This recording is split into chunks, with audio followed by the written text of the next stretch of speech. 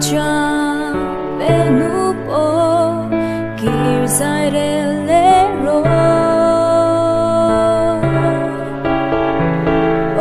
khu har changi irau tha tal ton ka be se chi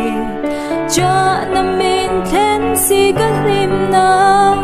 ikyang ta mo ka tam na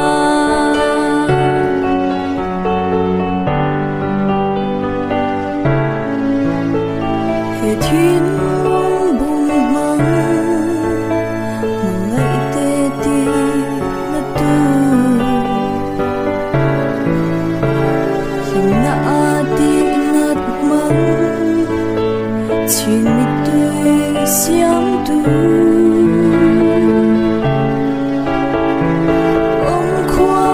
zangi irau tha tal ton ka be se chi cha na min thlen si ka lim na ikyam ta mo ka dam na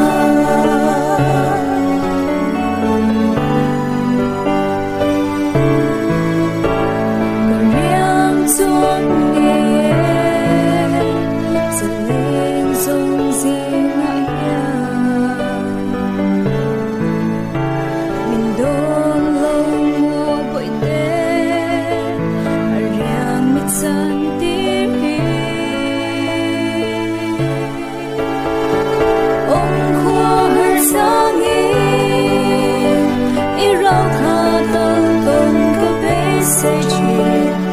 cha na min then si ka lim na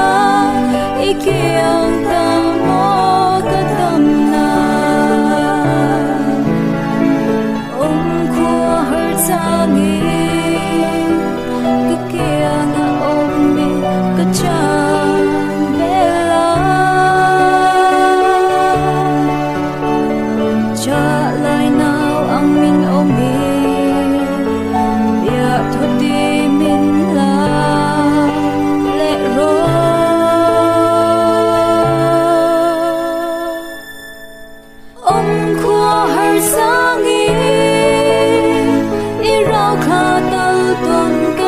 say chi